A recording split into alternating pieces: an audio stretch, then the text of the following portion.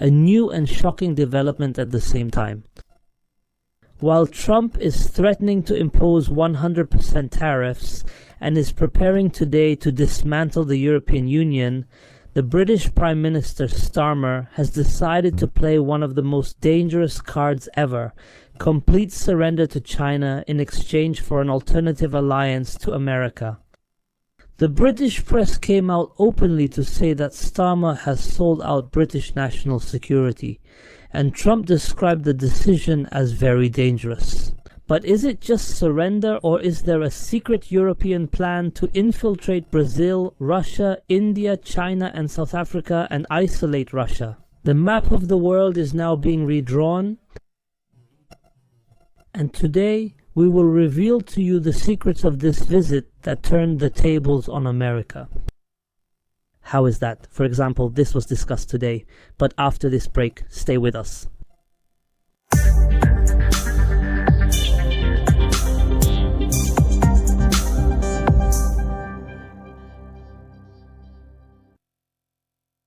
Dear viewers, peace be upon you and God's mercy and blessings, and welcome to our renewed meeting today, God willing, in this episode of the Opinion Series, which we dedicate to revealing the secrets and mysteries of this visit made by the British Prime Minister Keir Starmer to China. This visit has very significant dimensions. It has dimensions considering this major international conflict the world is witnessing. The conflict over Greenland, the conflict between Trump and the Europeans.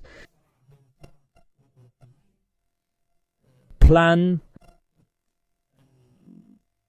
withdrawal from NATO, or a plan to dismantle the European Union, and so on. So the biggest challenge that Starmer faced was finding an international balance.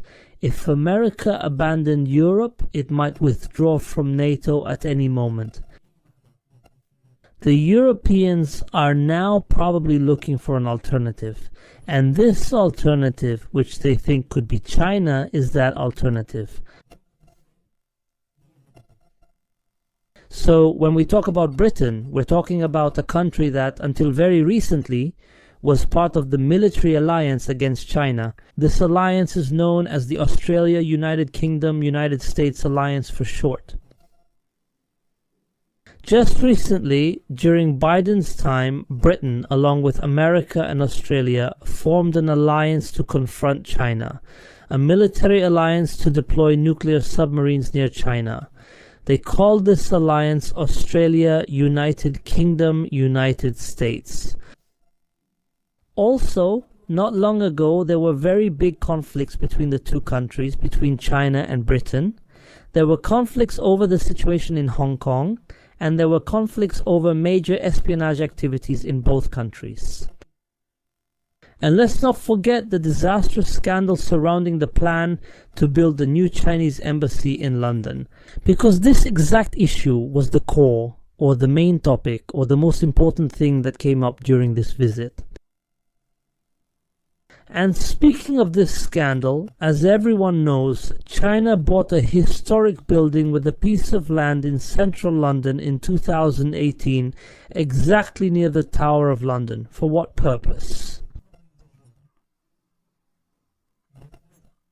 For what purpose? To build a new consulate. This piece of land was over 20,000 square meters, and China bought it for more than $300 million. I mean, it's a huge amount, really. $300 million, and that's just for a building or a piece of land. If we add the budget for building the embassy there, the amount might reach $1 billion or even more. China was planning to build the largest Chinese embassy in Europe, but the Chinese design for this embassy included a secret underground facility beneath this new embassy.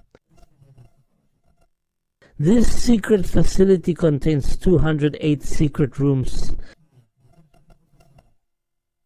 That's when British intelligence intervened and refused to grant the license to build this embassy, claiming that there are underground fiber optic cables in the area that carry internet data. including cables that transmit internet data for British companies and contractors in the British financial centre. Because one of the most important of these underground rooms would be very close to cables leading to this British financial centre.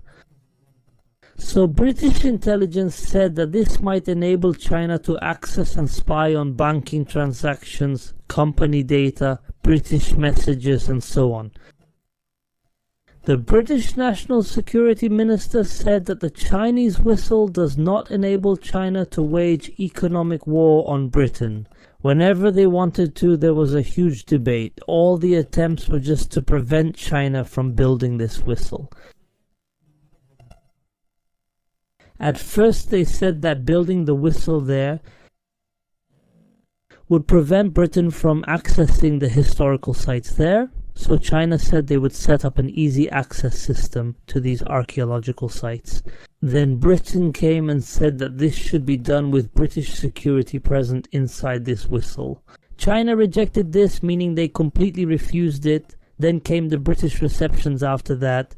They requested designs for this building. China provided these designs, but Britain said, "We want detailed designs for the inside of the embassy, especially for these underground rooms that are located below ground level." So China said that this is not possible. They said these are our secrets. Then the city council also unanimously rejected the construction of this embassy. So there was a huge conflict over the permit to build this embassy. And all of this happened, within a time frame that did not exceed about 1 year. We're talking starting from last year, 2005. So British intelligence says that building a new Chinese embassy of this size is both good and bad at the same time. Why is that? They say it's good because it will bring all the Chinese diplomatic offices together in one place, instead of how they are today. They're currently spread out in multiple areas across London. This might make things easier, perhaps. It makes espionage easier for China, while it makes counter-espionage operations more difficult for Britain. So they also say it's a bad thing because there are underground rooms that could threaten British national security if tunnels are dug from these underground rooms. They could reach these cables and therefore spy on everything related to Britain. And Britain knows very well how this is done because they have experience. They have been through this before. In the 1950s, they dug underground tunnels in the German capital, Berlin, which allowed them to reach Soviet communication cables at that time. They spied on all Soviet communications in East Berlin back then. So the important thing is, since 2018, and the relationship between China and Britain is tense. It was even more tense during the term of former United States President Biden, and it became even worse after this scandal, the embassy scandal. So no one thought that Starmer could overlook all this and visit China. This means he gave a strong signal that there is a new shift in Britain's policies toward China. So as soon as Starmer arrived in China, he offered, as a gesture of goodwill, the British government's approval to build this Chinese embassy the way China wants it. Of course, this couldn't have happened if there wasn't significant tension between America and Britain. This couldn't have happened if Britain didn't see that there is a great danger coming, which forces it to improve its relationship with China, out of fear that China might become an ally of Russia in the coming war. So what else happened in this car? China issued a decision allowing all British citizens to visit China without needing a visa. China also decided to reduce customs duties on Scotch whisky from 10% to 5%. China will cooperate with Britain on intelligence matters regarding smuggling of goods and people. China has lifted the sanctions that were imposed on 6 members of the British Parliament. These sanctions were imposed on those individuals because they raised the issue of the Uyghurs, the issue of Muslims, China in the region in East Turkestan. So the important thing is that this visit was like the beginning of opening a new era with China, and also the beginning of Britain entering a new era with America. That's why what happened between Starmer and the Chinese president made the British opposition rise up with statements, criticisms, and so on. The leader of the Conservative Party in Britain said clearly that the British government has become afraid of China. They say in Britain today that Starmer has sold British national security to China. The British Daily Mail newspaper said that the most important result of this visit by Starmer is: what is surrendering to China? Does it mean that Britain has surrendered to China? That's how they're criticizing this British move today. But the real danger, in fact, the real danger isn't this internal opposition. The real danger is what's coming from outside. The real danger is what will come from America, from the American president, Trump. Trump said it clearly. He said that the decision made by Starmer is a very dangerous decision.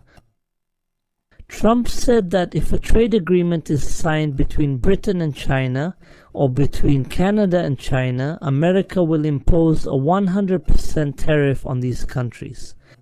And what's strange today is that despite all these steps, Starmer says that his relationship with America is good. His relationship is good and strong with America.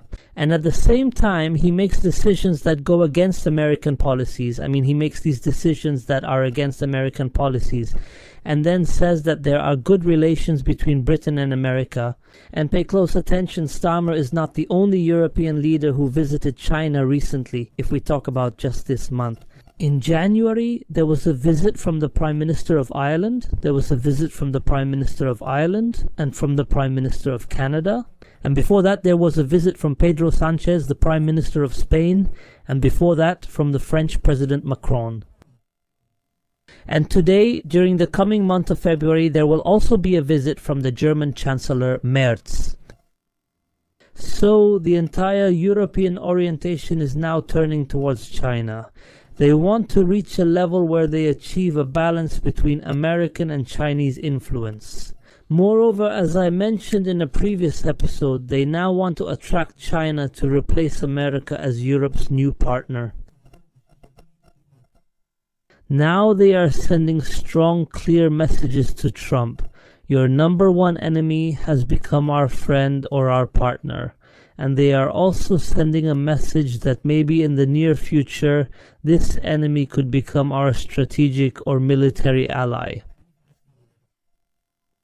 And let's not forget, just a few days ago, there was another suspicious agreement reached by the European Commission.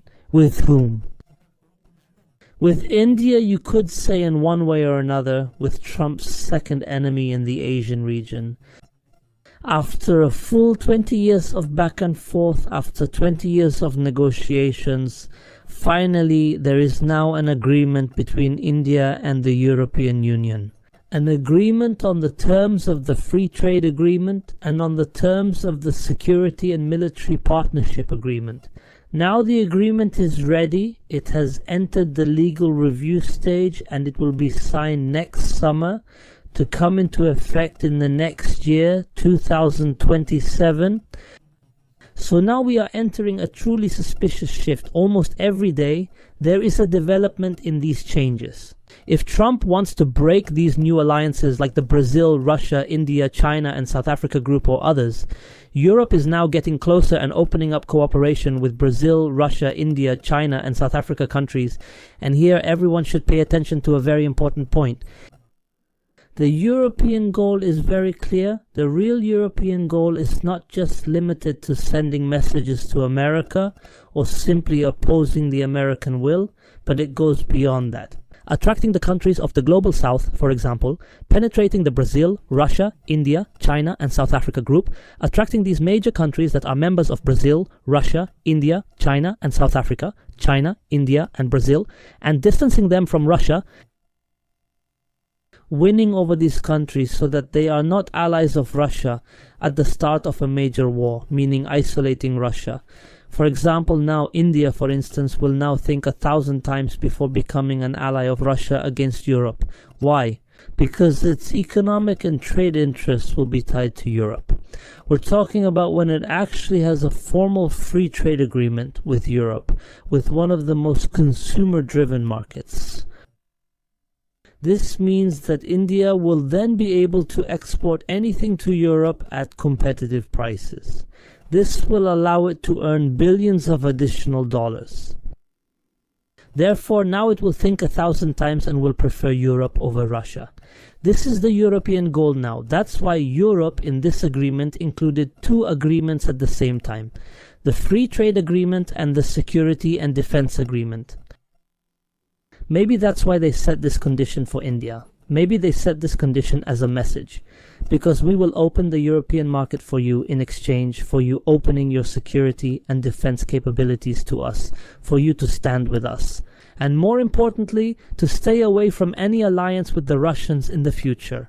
So they are sending a message to Trump, as I said. If you abandon Europe and withdraw from NATO, we will have a ready alternative, which is India, China, or Japan. That means they are also playing on this point regarding Russia. The situation the world is living in now is truly suspicious. It means the map of alliances is constantly changing. No one can predict exactly what is coming, and this has always been known. At the decisive moment, the language of alliances changes, and today, if you notice, everything is changing for everyone. Don't forget to subscribe and hit the like button. Peace be upon you and God's mercy and blessings. See you next time.